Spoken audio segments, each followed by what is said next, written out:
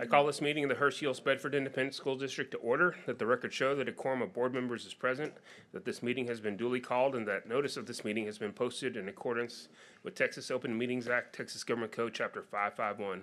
Good evening to everybody. The board is all here except for board member Fred Campos, who is on a family vacation this week.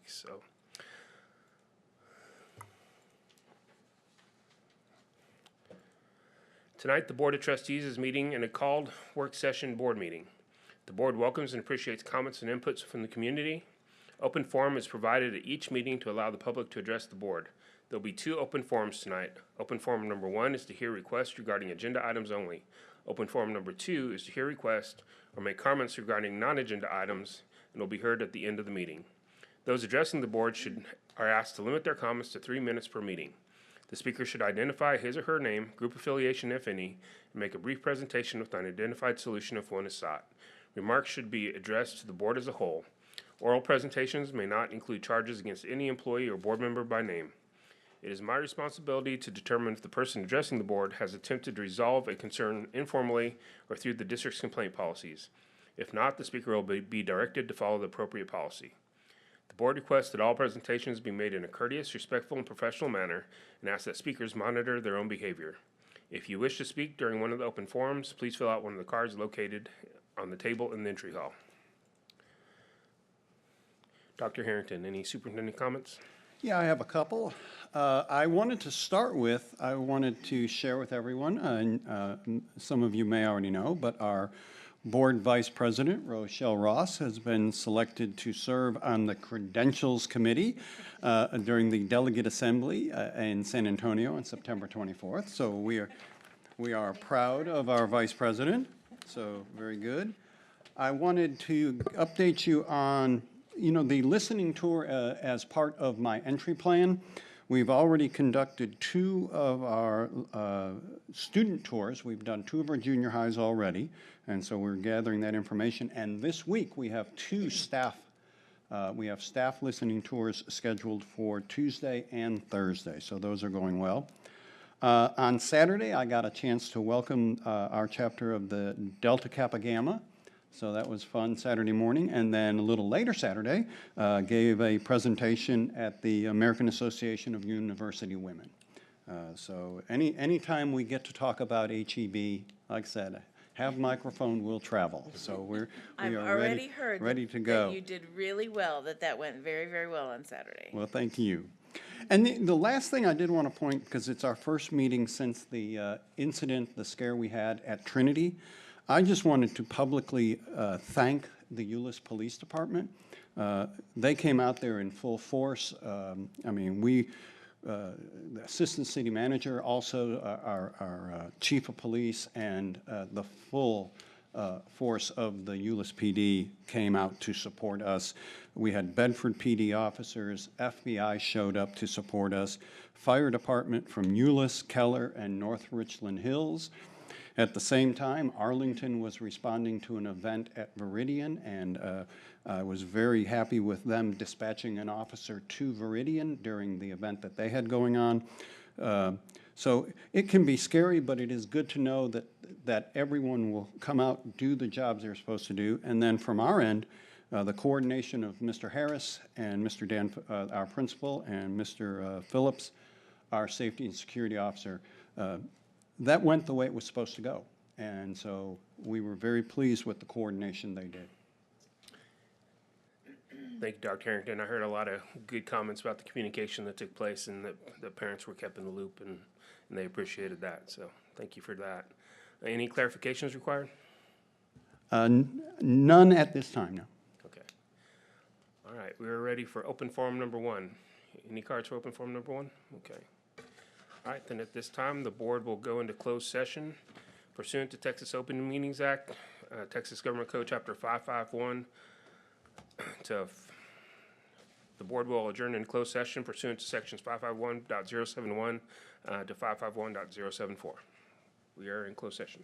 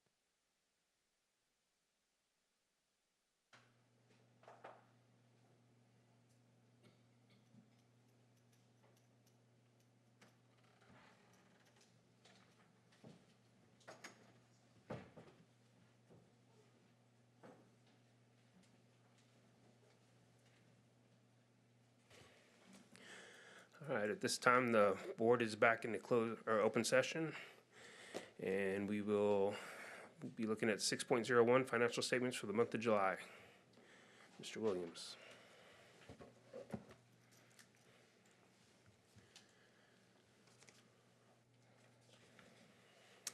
Good evening, Board of Trustees. We will be looking at the financial statements ended July 31st, 2022. We're going to start off with the general fund balance. We had a fund balance of $177,231,855. That represents revenues over expenditures of $34,362,513. Total expenditures as of the end of July were at 77.05%, which were well below the 92% for being the 11th month of the fiscal year.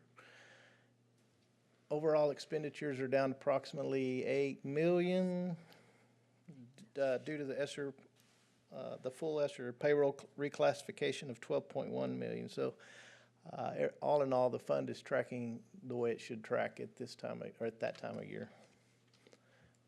Moving on to the rest of the report, we had payroll of $134,426,246 for the period, which is at 86%. Like I said, as due to the ESSER funding reclassification, that has skewed that number a little bit. It's typically 87%. Utilities of $4,054,610 is running at 3%. Instructional supplies of $2,290,331 is at 2%. And again, those numbers were also skewed slightly due to the ESSER payroll reclassification. Food service fund. Fund balance of $11,060,171. That represents revenues over expenditures of $677,825. I got my glasses on, I still can't see.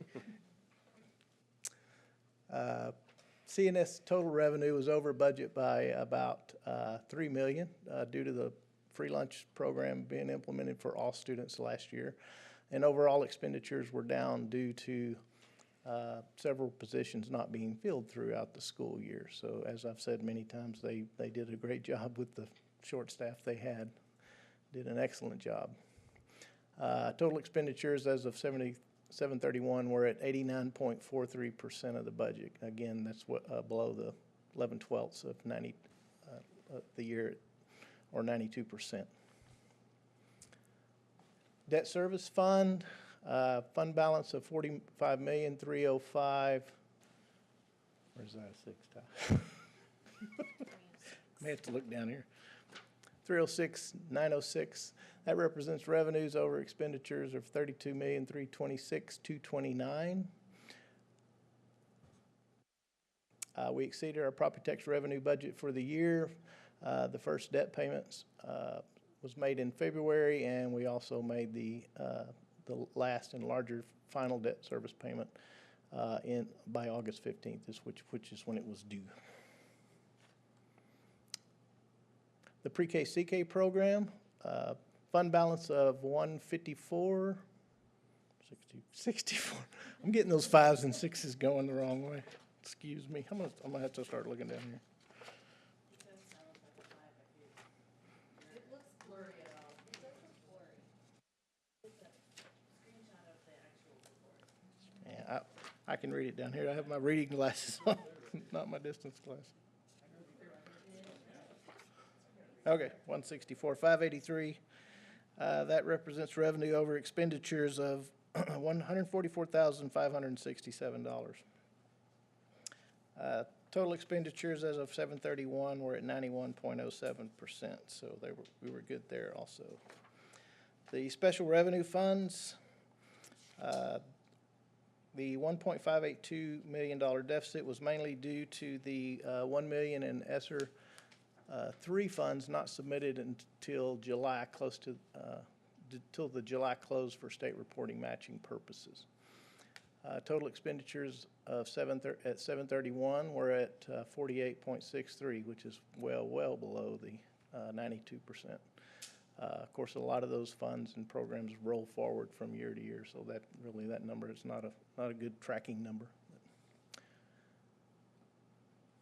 Campus Activity Fund, $2,841,569. That is expenditures were more than revenues in the amount of $110,950. That fund is in good shape. 2018 bond fund, fund balance of $25,607,422. Expenditures were greater than revenue in the amount of $7,667,094. There are still a few expenditures that we are finishing up and paying retainages on for some of the completed bond projects, but that fund is just about done, and what's left over, which should be in excess of $22 million, is going towards the Bel Air Elementary rebuild.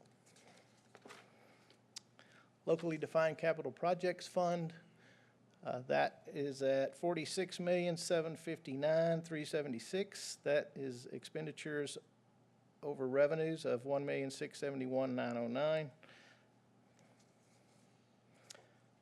And like I said, as we talk about all the time, those we won't put any fund. We put funds in there at your discretion, and we have done that here recently. These funds are currently being used for the in conjunction with the 2018 bond fund, for the Bel Air Elementary rebuild, the transition center remodel, the admin parking lot replacement, and finishing up a few other projects that were approved at last year's facilities meeting. And that's it, unless you have some questions. All right, any questions on the financial statements? All right, thank you, Ms. Williams. Next, we'll see new designated hazardous bus boundaries for 2022-2023. Mr. Merchant?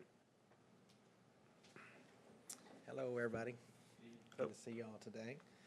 This hazard area here is down off of West Park, off of Parkview Lane, behind that Jehovah's Witness Kingdom Hall church right there on the corner. This one's come up a few times, and I've looked at it over the last few years. When I went back down the third time, every time we go look at something like this is when somebody calls and they question the walk zone. And so I went back out, and we've got a template, kind of a scoring mechanism that we use for streets and speeds and things like that. And since I've been here throughout the years, to me, for this area, going back this last time, I noticed a few things that's kind of different than the previous times. One was, I think West Park is getting busier. And then one of the things that those gray boxes there, the school zone does not come into effect until after that long gray box, so closer to Marlene. So if these kids walk out to West Park, they're not even in a school zone. So then I don't know if that's changed. Another thing that I noticed when I was there, that the indicator lights that says walk or don't walk, to me, I believe that they were there, and now they're not there. And so those kids are too small to not have something that says, hey, you can walk. Now, they can walk down to Marlene, but to me, after I looked at it this last time, I thought, you know, it's not really right for them. They're not even in an active school zone to come down through there. So we've had, I don't think there's a lot of kids in that apartment complex, and so we've always just said no. And then I went back out when the principal asked me to, and we came back, and for some reason when I did my little scoring template, it just didn't make the score. But this third time when I did the scoring template, it made the score. And some of that's because of the busyness of the road, the indicator lights, and some of those things like that. So sidewalks really never does come into play, but feeder streets coming into those main roads, we count those feeder streets, and then the scoring mechanism kind of for elementary kids is a little higher than it is for junior high and high school. It gives them some criteria to try to help them being elementary students. So I told Mom, I said, I'm gonna go to the school board, and I'm gonna present this, and I said, now they have to approve it. You know, whether or not this is approved or not, I don't know. But I said, this is the third time that I've looked at it, and I called the principal, and I said, I'm actually taking this one down to the school board this time to see what they think about it. And so I told Mom, I said, the little neighborhood right past West Park, that West Park Circle, which is a little farther down from there, they're walking, but they're so close to Marlene, and there are indicator lights for them if they would come out and they walk. And this is less than 2 miles. I've drew lines all around that thing, and so it's like 1.21, 1.33, depending on how you go. If they come all the way down to Marlene, it's still less than 2 miles, but that's what a hazard zone is for, is anything less than 2 miles. Yeah, Brian, it's been several years since we've had to look at these. Can you explain to the board real quick just why we have these and what the purpose of the board voting on hazardous bus routes are? Yeah, the state of Texas allows us, they reimburse us for transportation. So anybody who lives over 2 miles, we get the allotted transportation reimbursement. So the state of Texas came in and they said, you know, if, for instance, there are some areas that we deem hazardous, then the only people that can approve that is the school board. So the TEA is the one where I get this little scoring mechanism from, and then we go out and we score those. And so if it does meet the criteria for us to be able to make this a hazardous area and y'all vote to approve it, then we're able to get the allotment for transporting those kids. So when I do the state report once a year, we actually go into the program and we pull out hazard miles, and we have to designate hazard miles on the state report so they can see all of those areas that we're getting reimbursement for.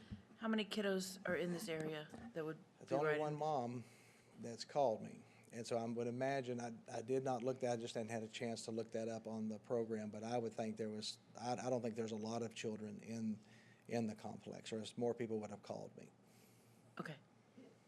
So I think it's great that we're getting reimbursement from the state for it being a hazardous zone, but is there anything that we're doing to try to make it a non-hazardous zone? I mean, you talk about crossing signals in school zones. There's been any discussion with the city about whether there was a crossing signal there and whether it's come down, or what we could do I did not go to it down for there it and not do to be that. hazardous? I definitely can pursue that with them. I know it takes a little bit of time to accomplish those things, and for that particular area where that comes down off of West Park and Silver Creek, they would not only have to put the indicator lights, but truly probably a crossing guard situation right there on that street to make sure that and that particular area is not in the school zone. So I would have to ask them to maybe pull their school zone lighting back, and then of course that's a fair expense to go in there and move those controls back, I would imagine, on the sidewalks where those blinking yellow lights are. So I've not done that, because normally in my process I go out, and if my template, I would not even have done this if it had not scored in my template. But since I went back out there, and I don't know if I just saw something different, just coming down through there, and I don't know if I just missed that school zone not being there the first time, but it just stood out to me this last time. So this is the third time that I've actually scored that, and so this third time when the indicator light's not being there, and then the street I think is busy. Just feel like it's busier just standing there, just sitting there in the car in the Suburban watching those cars go by and coming around those curves and things like that. So I'm not opposed to definitely going to do that, Mr. Brown, but like I said, normally I don't, once it makes my score, and that's why I came up here with this, and so, but I'm not opposed to going to do that for sure. Well, it just strikes me as odd that we would label something hazardous but not try to find a solution, if one exists, to make it non-hazardous. And I don't want to do this in a piecemeal fashion for you to work on this particular route and go to the city and see what can be done. I really, if the school board supported it, would be to look at all of them, because there might be an easier solution to a different route rather than this one. This is just the first conversation I think we've had about this, so it struck me as a little bit odd, and I don't want to give you an undertaking, but if it's the pleasure of the board and to direct Dr. Harrington that this could be a project that we could look at, I would certainly support looking at all of our hazardous routes, and if there's means to make them less hazardous, we would be able to work with the cities, and maybe there's not a solution, but if we're talking about crossing signals and school zones, that seems to be something that would at least potentially be doable. Yeah, I mean, I think, I agree. I think that's a separate conversation for us to take at another time, or, down the road somewhere. But I think there's a lot of opportunity in all three of our cities to make some changes, because I don't think that this has been looked at in some of the cities in a while. I know in Bedford of two particular places that could use some more enhanced lighting on the school zones. I've seen it in other cities where it really flashes at you. And I think there's some some definite opportunity for us to work with the cities on this. I drove a bus this afternoon, and so there was some school zones I entered into, and I was like, making sure I was still there. You can't even, yeah, you in can't the even school see it. zone. And I came out of the one, I was glad I was not going over that, but there was no lighting. And so it's probably been a while since we've reviewed all of the hazards that we have. But like I said, this particular one came up, I mean, as far as the allotments and you guys approving it, I mean, that would suffice, for the process of that. But this one here could change, if they brought those signals back, and if we talked about those indicator lights, and when I say indicator lights, I mean walk, don't walk, the hand signals or something like that. The ones at Marlene and West Park have those, but the one at Silver Creek and West Park does not have those. And so, which I thought was strange when I went back down. How old is this child? They're elementary age. I mean, it's Wilshire. So, I mean, you're looking at, they could be anywhere from kindergarten Right. to sixth grade, so. Are we assuming that they go the light across the street? Well, that's what we're assuming, yeah. Can you explain this to me again? Because I must have missed something. What did you say about the long box? The long gray box is where there's no active school zone. Okay. And the So they're blinking- walking from that B down this line Yeah. up West Park Way. What's that space between the two block boxes? I just didn't close them in. Okay, so that was, but I was just trying to figure out what the difference was. I thought you had said something, there was a reason that they were separate. No, that's trial and error with me and. Okay. So they're going to that street that they're turning right on, but they got to cross over to West Park Way. Where do they cross over it to West Park Way? Well, the closest place for them to be down in Silver Creek, come out, make a left, and go back up to that small box. And Okay. cross right there. They could come down, make a right, and then go down to Marlene and come across with those signal lights. But it's And- a little bit farther, at least. Yeah, they're going out of the way to go up the other direction. And are there sidewalks on the whole On way? most of the places there, but sometimes that's not, once they get on the residential streets, that's not. No, I as mean, big. to up West Park Way, I'm saying. Up West Park, yes, ma'am. It's all sidewalks? Okay. They cross over Silver Creek, there's like probably about maybe 10, 12 feet by a electrical box that the sidewalk stops, and then it picks back up. So what makes it dangerous if there's sidewalks and a stoplight? For me, for here, the gray boxes do not represent the school zone, so when they come out, those cars are coming around that curve with them at full speed. And so until they see the blinking light, and then if they go down to Silver Creek and cross, there's nothing really there to assist them in Okay. crossing. And there's no crossing guard there?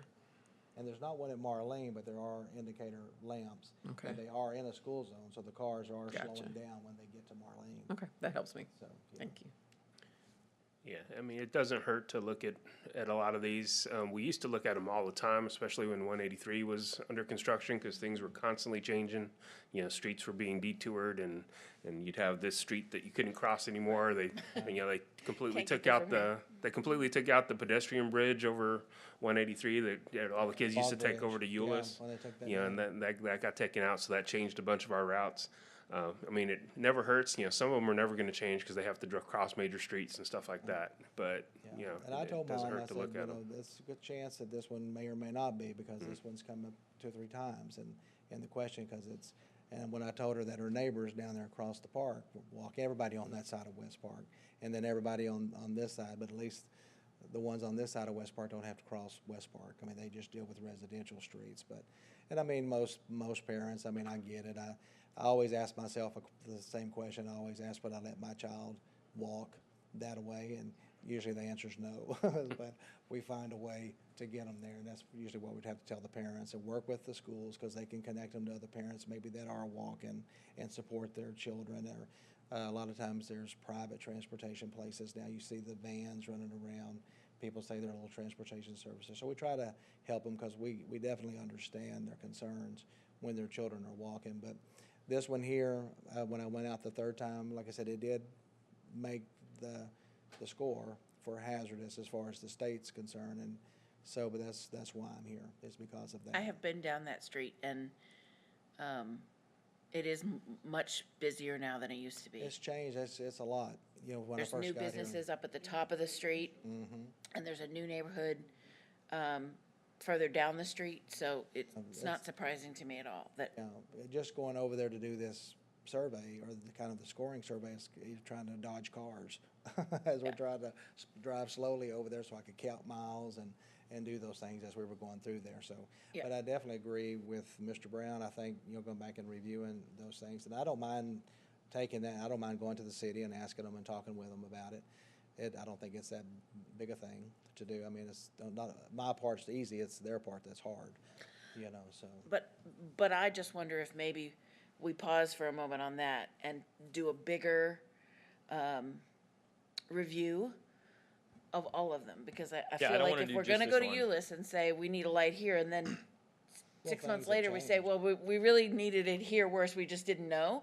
So, And that's why I said there may be routes that need to be looked at even more than this one. Right. So I wouldn't want to jump just to this one And, first. and that's something that I can work on, and, because I'm in picturing something where we could send and review these with all the cities Right. at one time in a process to review, just to make sure they're aware that we have a concern, and here are our designated routes, and maybe this has been, this one's never gonna change because we're not moving 183, but if we've got issues Right.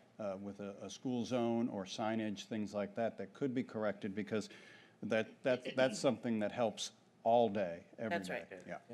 And there has to be standards, right? I mean, that all the cities are supposed to follow, or in terms of placing, school zones and things like that, how long they need to be, where they need to start, where they need to end. I would assume there are. I've never looked for them, but. Quite possible in the review that we could find some areas that have improved.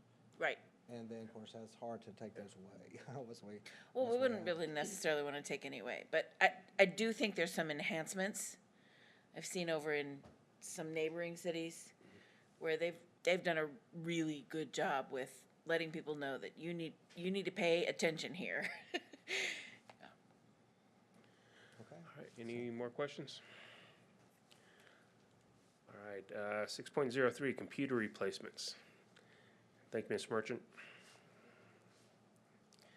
Is there any comments about that, or just waiting for questions? Do you have any questions? Are there any questions on the computers? No. All right, interactive flat panel displays. Ms. Hopkins. Hello, good evening. Our interactive flat panel displays are coming to you for your review. We have completed our RFP process. The interactive flat panels will be going to 17 elementary schools. They will be serving the purpose of replacing our overhead projectors, our amplifiers that are in the ceiling, and our Kramer boxes. So one interactive flat panel will replace 3 devices in the classroom. The device will last for about 10 years. And our vision for this is to allow students the opportunity for active engagement in the classroom with technology when teachers are teaching. Our teachers will have the opportunity to have students come up on the board, use a stylus, write on the board in front of their peers, very similar to what a whiteboard would do. But in addition to that, the teacher can use it for other teaching tools that curriculum embeds in our lessons, or they can use it as far as communication tools with the students, with video and instruction.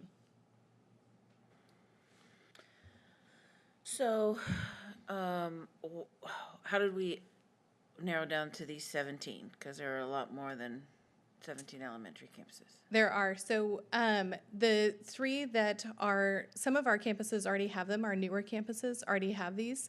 So we don't need to replace those. We are looking at the campuses that still need the devices. So what has our experience been with the elementary schools who have them? I mean, we've been able to have some experience with them before we roll them out to the rest of the 17. So what have we learned? Has it been a positive experience in the classroom? I mean, you're replacing white smart boards, so some people are going to be They are. fussy because they're going, but have you been generally met with positive feedback? We with have these? been met with positive feedback. We actually did an exact proof of concept at Harrison Lane with the stand and the display. And for the exact product that we're looking at, they have loved it. Not only do students are they able to use it for instruction, but they can also use it for some social emotional time. There's a painting feature for students, so during an opportunity to write a happy birthday message to another student or some classroom activities. But as far as instruction, the teachers have enjoyed the opportunity to have very crisp, very clear displays for their students to use, the opportunity to put our curriculum up on the board and have students come and work directly on it so they could still have their actual lesson on the board, and then the students can write on that instead of having to move to the side to write on the whiteboard. So our teachers have really enjoyed it, and we look forward to teaching our teachers more skills that they can use with these boards as we start to fully integrate them into our curriculum. Yeah, what kind of training is going to be involved in the rollout for the teachers? So Samsung, we have a partnership with Samsung. They're going to come and provide 2 to 3 trainings per campus. Once we have everything approved and we have a rollout process, they will send a package of virtual PDFs to the teachers. So as the displays are coming into their building, they'll get just some kind of heads up like, here's how to use your display in the meantime. After everybody's installed, Samsung will come and they will meet either by grade level or by subject area, depending on what's appropriate, and teach the teachers how to use the product specifically for their content area or their age group. And then once the teachers have had the opportunity to work with them in conjunction with our instructional technology department, then Samsung will come out one more time and just answer any questions now that you've used it, now that you've had real-time experience in your classroom, what kind of questions do you have for us? In each of those instances where Samsung comes, the instructional technology coach for that campus, in addition to the CTA and the hardware tech, will be involved in just making sure that we're all aware and that the teachers know, so that we can ensure a smooth transition. Is that Samsung component a portion of this contract with the vendor DICE, or is it separate? The Samsung teaching piece comes with the Samsung product, so it is outside of, because we chose a Samsung product for our vendors to bid on, it is part of that Samsung product. Okay, so are we getting anything from the vendor other than the 700 and some odd devices? We are getting the device and the mount that Okay. the device goes on. All of our mounts are electric mounts that can be moved up and down, so lower to the ground for our younger students or students who might be sitting, and then we can raise it up higher if we have taller students or students who are sitting at a desk and need to see across the room. So did the lowest bidder have an issue with their bid? The lowest bidder did not quote the amount that we asked them for. And that's why their DICE bid is was- the lowest vendor who quoted what we wanted. Yes, sir. Remind me, Dr. Hopkins, the smartboards are at end of life, right? Because I think they were part of the technology in the 2012 bond. They are. Many of them are beyond end of life. Yeah, they required quite a bit of maintenance, didn't they? Yes, sir. Light bulbs and other things. They do now. And we expect that these panels be much lower maintenance or no maintenance? Or- I would love to say no maintenance. We do have some, for example, right out there, that's a Samsung display hanging out in the hallway. We have had most of our Samsung displays that we have in this building and in Pat May for over 10 years. And I think there's one that we've actually had to replace or repair, and it is in one of the outdoor areas of a junior high where it's subject to just weather and conditions, but all of ours that are inside and in our buildings, we have had no problems with. Very good. Any more questions? All right, Go Guardian and Go Guardian Beacon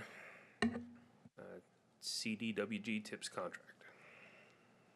So as it stated, Go Guardian is our software that we use on our Chromebooks for teachers to monitor students' work within the classroom.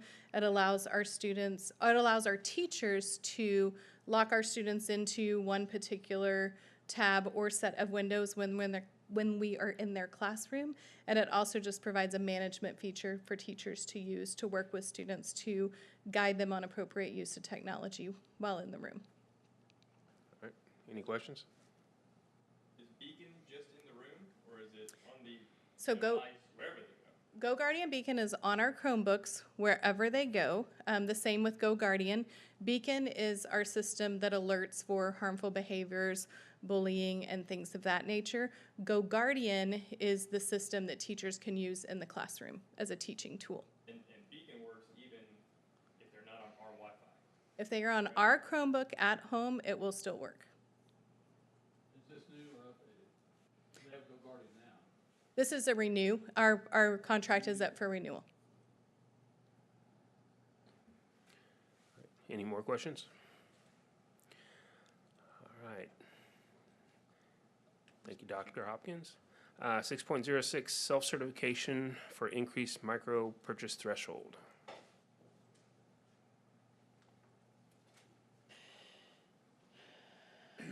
Good evening, Dr. Harrington, Mr. Romero, and the members of the board. Thank you for the opportunity to make this presentation to you for your consideration.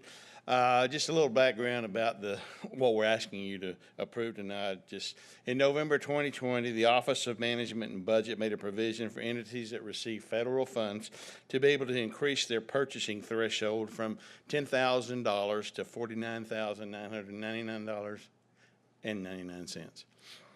And that was for what the Code of Federal Regulations defines as micro purchases. Code of Federal Regulations is where EDGAR funding is prominent. There are other components of it too, but that's where we recognize and utilize it as, for the most part. The reason for this was in response to the supply chain issues and to allow agencies to make such purchases without getting competitive quotes. With supply chain issues continuing for the foreseeable future, it's recommended that HEB self-certify in order to ease the process of requiring multiple competitive quotes. Now, micro purchases may be awarded without soliciting competitive price or rate quotations if the district considers the price to be reasonable based on their research, experience, purchase history, or other information, and document its files accordingly. Self-certification for micro purchases allow for purchases up to that $49,999.99 for entities that are considered low audit risk. And we've not had any audit exceptions in the area of federal funds or any of our funds at all. So this we represent, or we are defined as a low audit risk.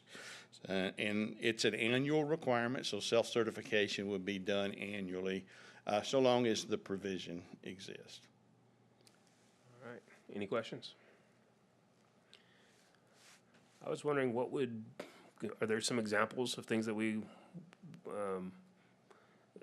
things that have come up that we would have liked to have had this? There's certain online instructional products like Elevation, those that fall within that range there cost us about $35, but we have a good spend history that it's cost us $35,000 or more or less over the last 5-6 years. So if we go get competitive quotes, we're not going to get any better pricing. It's just a lot of red tape that we can reduce in conjunction with these types of purchases. And how long has the threshold been at $10,000? Well, it was there for a number of years, and then, like I say, in 2020, they raised it, defined it. They actually changed the Code of Federal Regulations from a number to whatever the current micro purchase threshold is, which happens to be $49,999.99. Okay. So no more questions? All right. Thank you, sir. Uh-huh. All right. Upgrade wireless access points and switches. It's E-rate eligible. Any questions on this upgrade? 2022-2023 District Improvement Plan. Was anyone going to speak to this or just take any questions? Is there any questions on this? All right, and out-of-state and out-of-country student travel. Any questions on these trips? It's like a lot of kids are going to Orlando. I know. All right, reports and presentations, disbursements for the month of August 2022. Any questions on disbursements? And the cooperative purchase fee report for 2021-2022. Mr. Kerbo? Sorry.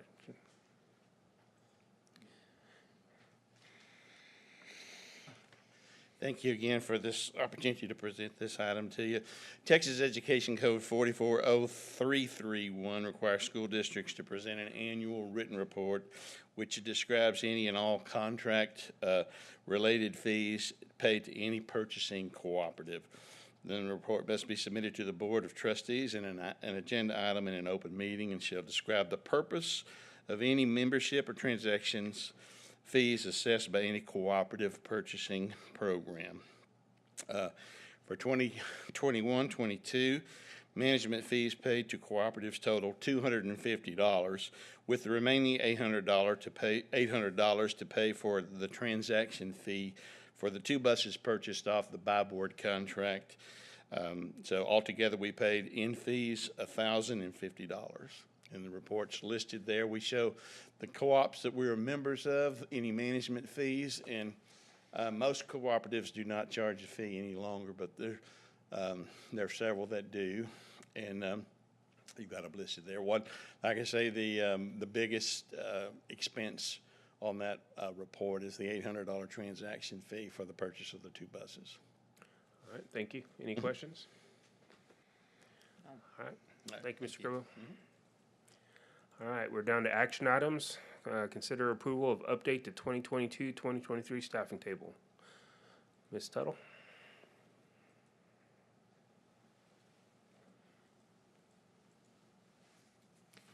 All right, tonight we're coming to request an actual receptionist at Arbor Creek Elementary. I said additional, they don't have a receptionist, but this would be to help with the increased enrollment that they're experiencing.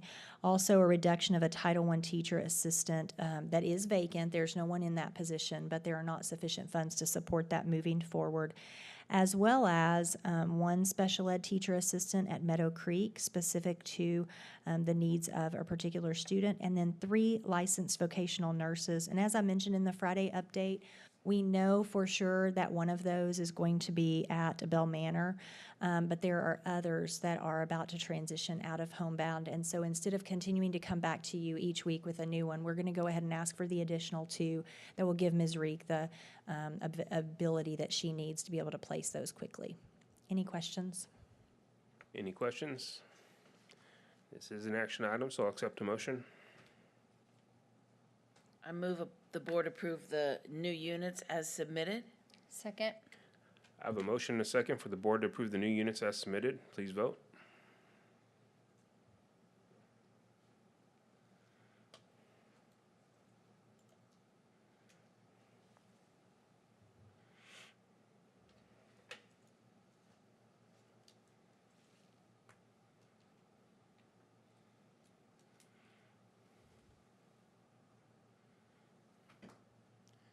And that motion passes.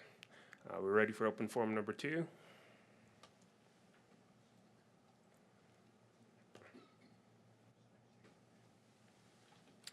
Thank you.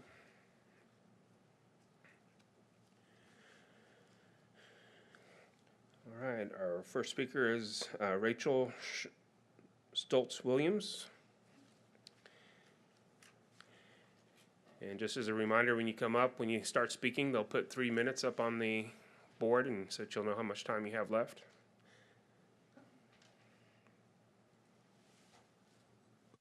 My name is Rachel Stoltz-Williams, and I don't represent anybody, I'm just a parent. Okay, so I would like to talk about September 1st, the incident in regarding Trinity. So my first concern is the care for the kids. The video that was sent us and the communication was that a drone was watching our kids and that the SWAT was removed and put over towards the Viridian area because, according to feedback we have received, because the kids come from money, that concerns me that the value of the family was, in Viridian, was outweighed over the 2,600 kids at Trinity. That really, really concerned me. And in the video, it showed a lack of police presence and just the drone.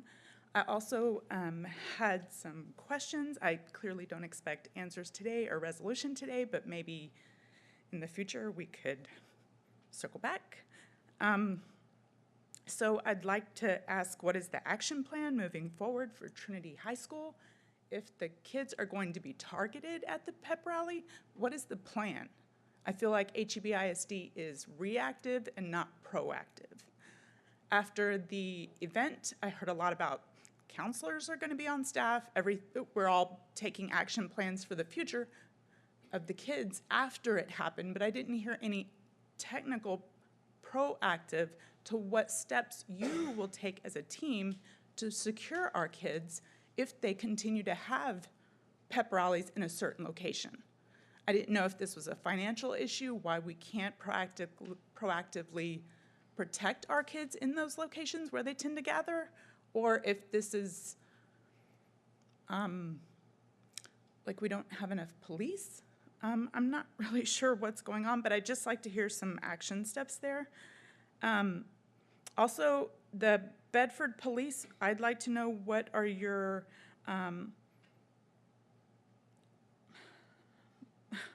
action steps to work with the Bedford Police.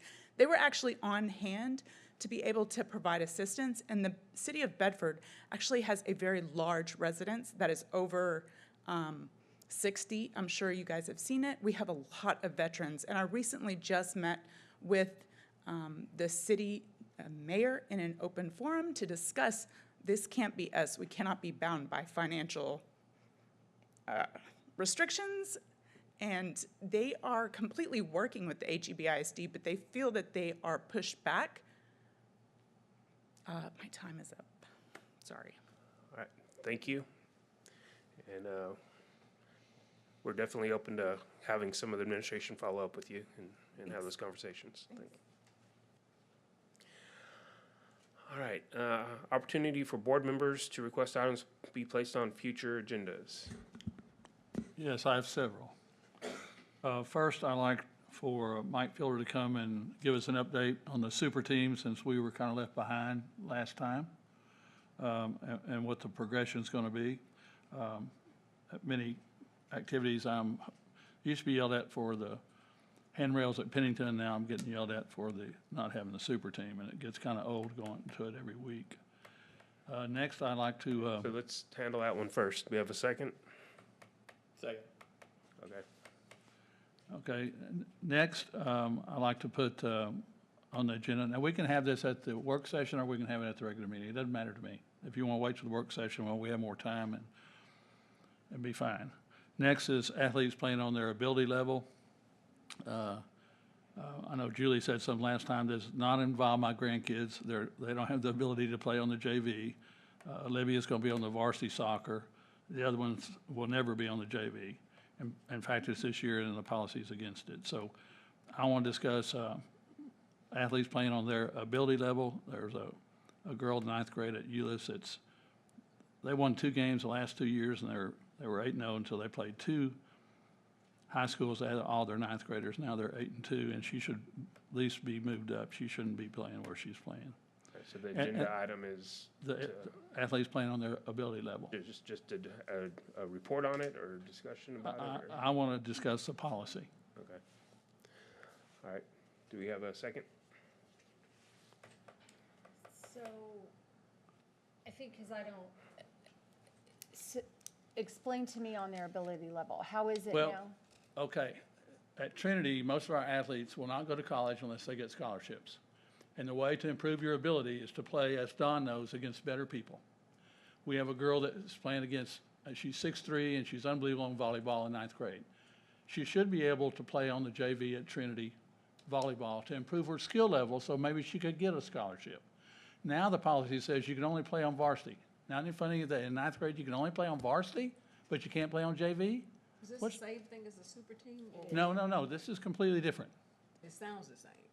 No, the super team is just a ninth grade team that all the ninth graders in our district play all the ninth graders in somebody else's district.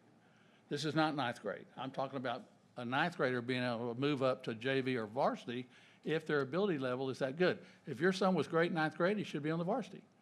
If he's that good, he should be on JV. I thought the super team was a result of that. That's just ninth graders. That would just be But ninth but graders. it's all Here's, gonna be, it's all gonna be tied together. it could or could not be, but I don't know the whole history of how far it goes back, but in HEB, if you leave the ninth grade, you can either go all the way up to varsity or not.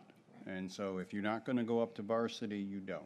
Yeah, and so, That's why I'm saying it yeah. sounds like the same thing. yeah. So but- I want to discuss that if the kid's good enough in ninth grade to play JV and improve their skills, they should be able to. If they're allowed to go to varsity, why aren't they allowed to go to JV? Well, the connection would be, that was some of the conversation that came up, but they could be two separate teams, because whether or not you had super teams or not, and combined your ninth graders, you still could, are we still not going to allow a student to move past that level? And Right. Yeah. Can we talk about those?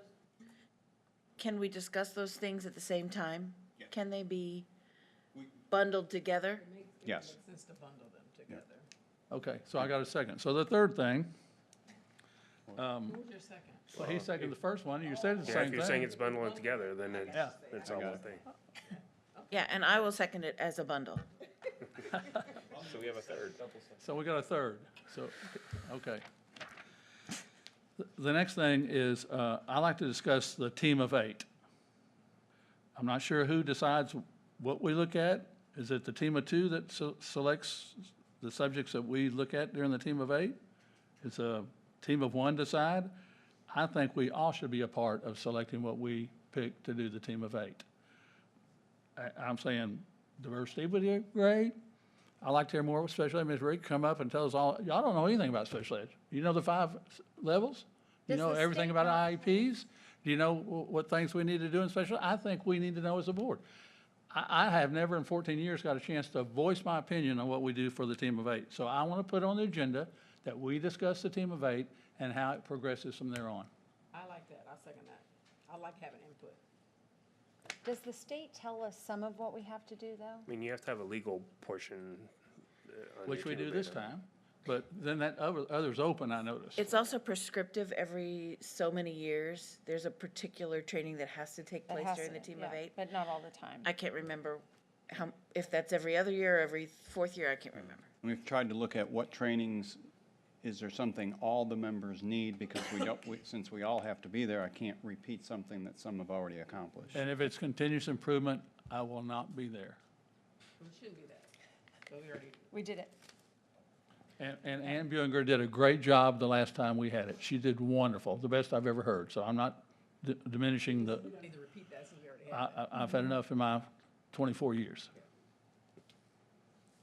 All right. Well, I welcome the input because I'm tired of trying to figure out what we're going to talk about, so. You shouldn't have to by yourself. There's been a team of 2, I guess. Well, yeah. Looks at me and says, what do you want to do for team of 8? All right. See, review of, is there anything else? Anybody else? Okay.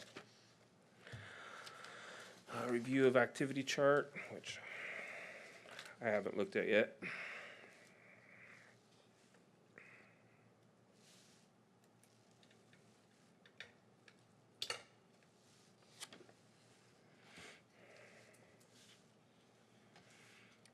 Everything's covered through October, it looks like, so that's good.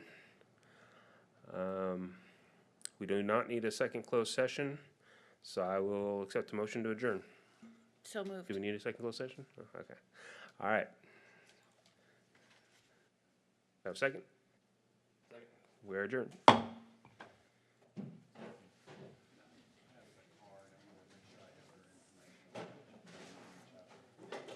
So when I ding the gavel, I can bang the gavel. Yeah, yeah. Yeah, because you're going to be sitting right next to Don, so.